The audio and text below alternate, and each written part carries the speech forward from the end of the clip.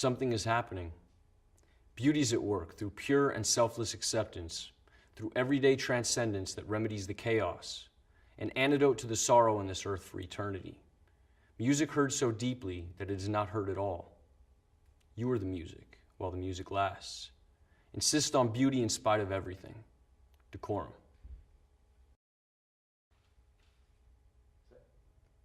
As I'm walking, I see you on your motorbike. I can see your blue eyes and nose peering underneath the crash helmet. But it's not you, it's just a man that looks like you. I'm disappointed every time. Every time I see a man on a motorbike, I think it's my dad. I'm not sure why this is. Sometimes I forget what your bike looks like. Everyone's eyes and faces look the same underneath black crash helmets. From a distance, everyone looks like you. Although soon I realized it's not. I remember you used to paint pictures of naked women in crash helmets. Their identities were hidden too. I always wondered who these women were. Their shiny black round heads like lollipops.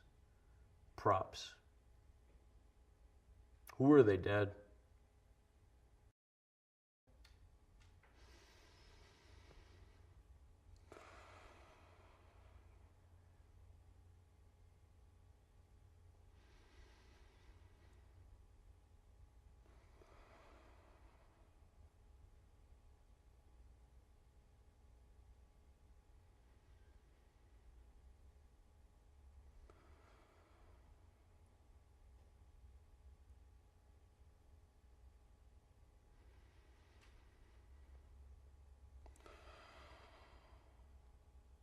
Breathe.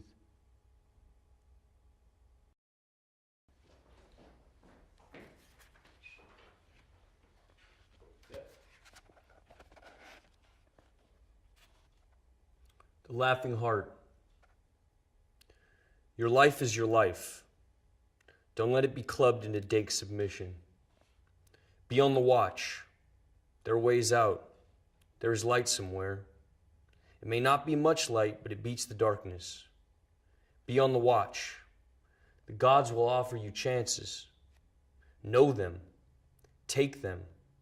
You can't beat death, but you can beat death in life sometimes. And the more often you learn to do it, the more light there will be. Your life is your life. Know it while you have it. You are marvelous. The gods wait to delight in you.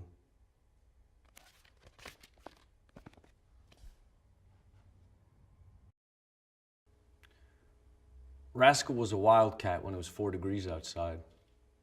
When I moved in, she stayed with me in winter and rain, sleep with me, but mostly outside. Hunter, I never tried to break her spirit.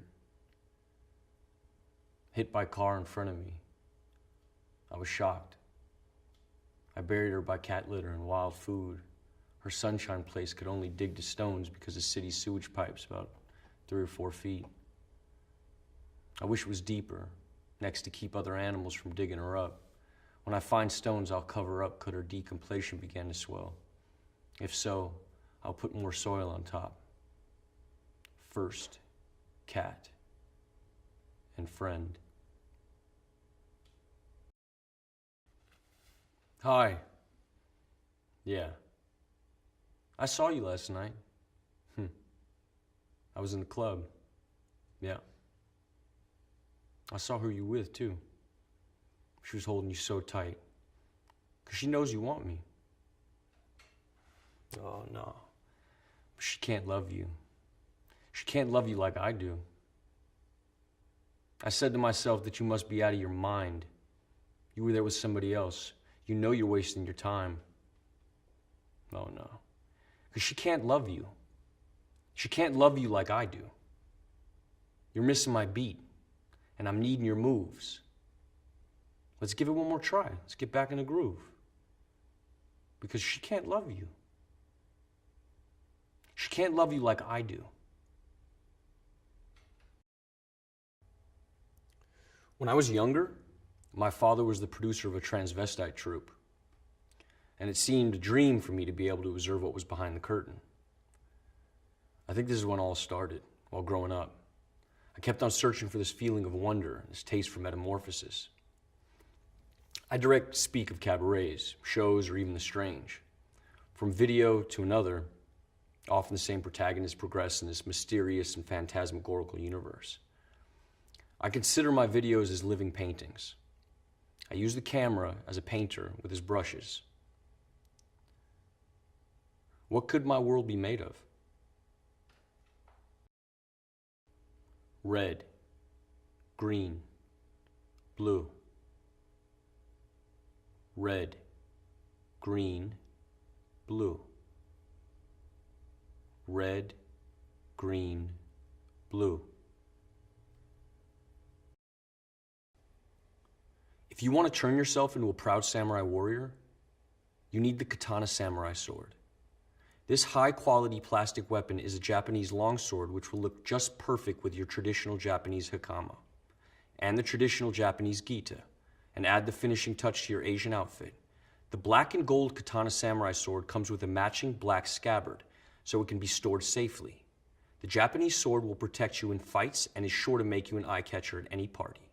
Size length, 105 centimeters. Blade length, 70 centimeters. Material, plastic.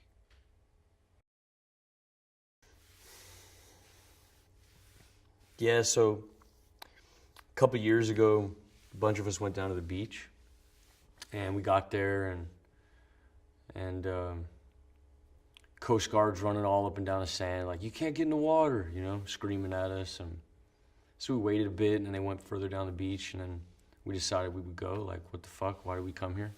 So my buddy went down there, and he's like, all good, come down here, man. So I walked over, and we looked down, and we couldn't see it from where we were parked, but like when we looked down, we were really close. You looked down, and there was just all these fucking jellyfish, you know, like one every, like all over the place, one every 2 or 3 feet. And from where we were standing, you couldn't really tell if they were living or dead, you know? Because some of them were still moving, but then others were like just totally limp. So, tell me what it's like growing up in Singapore. Well, I had these really magnificent memories of my childhood, because we had these magnificent playgrounds. There was like these big watermelons, and I remember I used to climb to the top of the watermelon, and I'd rub myself on the ridges to give myself pleasure, you know?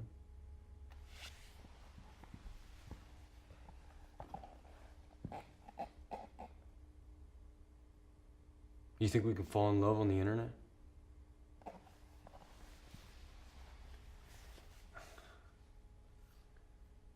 No.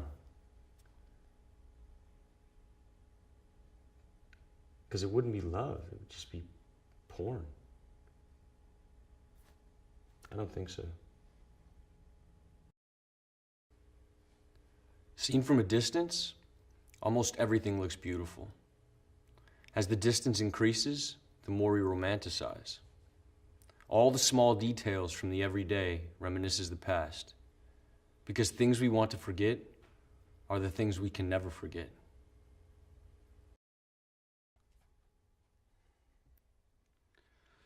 Do it! Just do it! Don't let your dreams be dreams.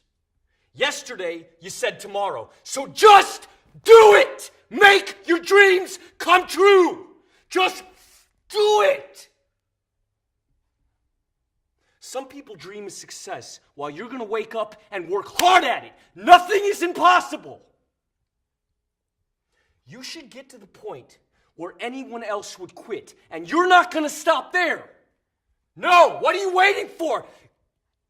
Do it! Just do it! Yes, you can! Just do it! If you're tired of starting over, stop giving up.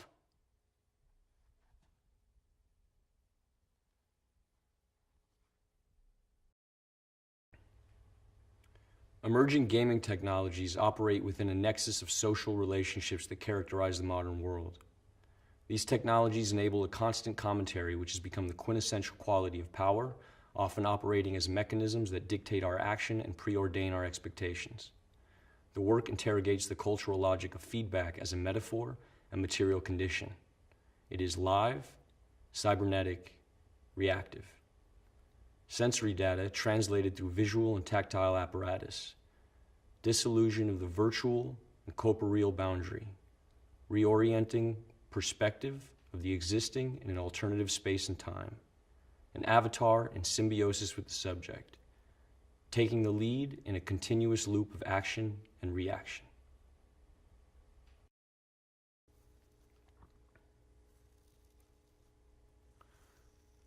We're surrounded by forms, yet it's still so elusive, right? You know, sometimes it feels like we fill that void between us with something that grows slowly, like it's overtaking us or something. Like the way we speak or what we do, where we put stuff around us, even like the stances we inhabit, or like the faces we make, or even the body parts, you know, the food we eat, whatever. Sometimes it gets heavier, you know, or more light, but it's like all the distinctions are starting to melt away. The forms, the resemblances, the symmetries, the repetitions, the patterns that we know we have always had, that have always been there, and we're not sure why. And now,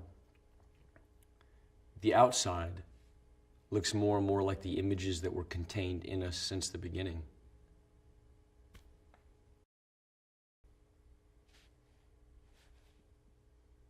Hi. Thank you for waiting. We've been running a little bit behind today. Right. As you know, we've taken a few readings, and these get sent away. We have a look at them. We meet, a group of us, many years of experience, and we have a look and we see what we can see. Does that make sense? If you just have a look here, really, the system's really slow, so it's a case of monitoring, and you monitoring, and you just letting us know if you notice anything unusual. Would you be able to do this?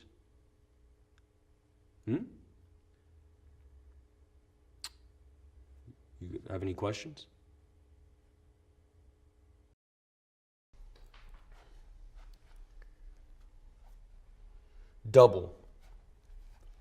Double-sided, minds, different paths.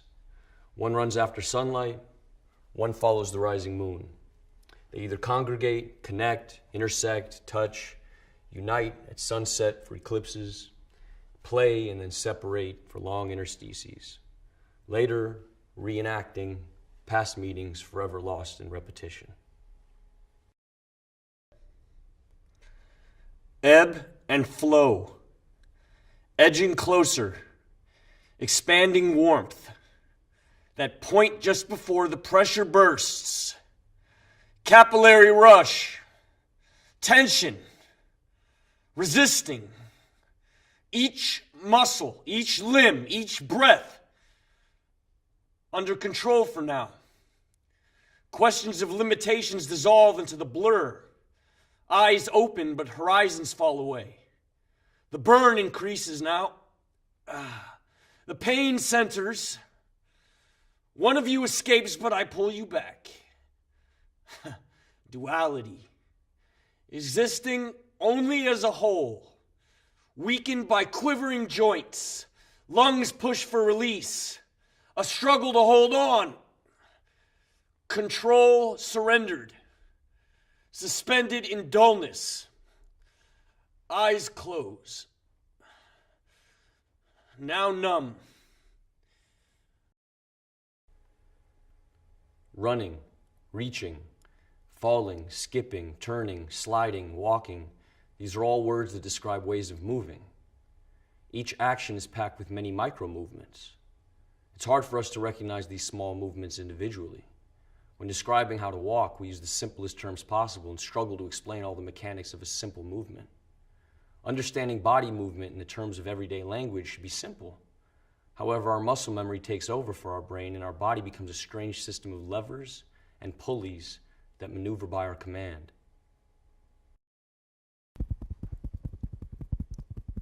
She sits. I squirt toothpaste in my mouth. I start to brush. She's looking at me, I look at her. I keep brushing whilst looking. Whilst I look at her, she looks at me, and I continue to brush, getting faster, getting harder. I start to gag. My eyes leak, and I still look at her. She looks at me, and I keep brushing, gagging. I feel like I'm gonna be sick. Am I gonna be sick? Gagging. Paste down my face, my hair, on my shirt, dripping. And I still look at her, and she looks at me. Enough.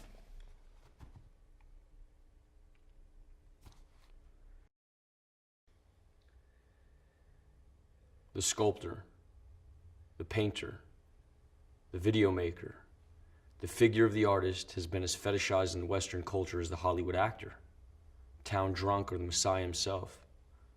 Michael Peters' Tate Shots attempts to reconfigure the concept of creator or creatrix by placing himself in the position of artist as meme. Watch, enjoy, and be at one. We are all children of the universe.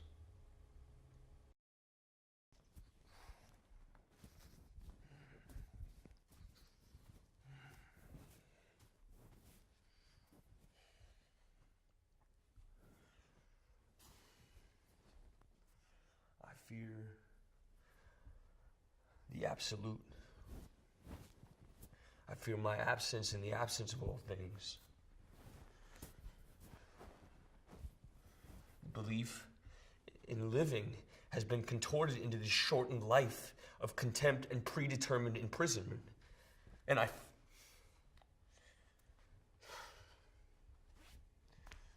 feel it all collapsing. I can't fucking embrace it!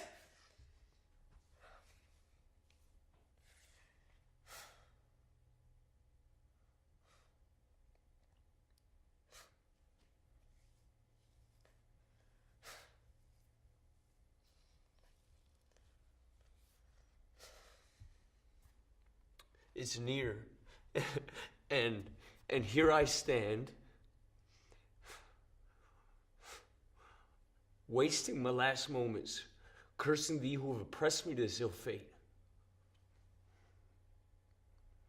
You give me nothing, no mercy, no empathy, only self-hate. To you, I'm just a fucking plaything, an amusement replicating the cries of man. You replay the last moments of my life over and over and over. I'm just a fucking charade suspended at the core of ridicule. And I pity for those whose end mirrors mine, and I pity myself.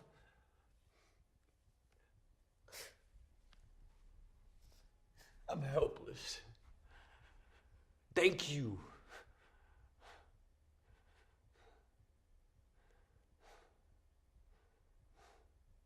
I'm tormented by the inescapable, rewinding collapse. Don't let them see me like this. A man is under surveillance. Where's he gone? Almost into a state of euphoria, of relief, as though he's happy about it. He has to act as a looking glass rather than a mirror of social conventions.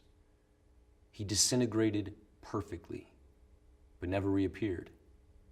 He became translucent to reveal his reality. It's impossible unless he is or was insane. He changed his mind. You know how men are. Perhaps it symbolizes something deep in his subconscious.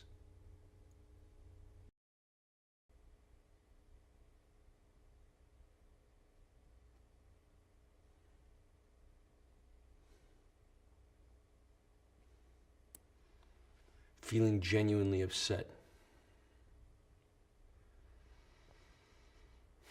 Tears level.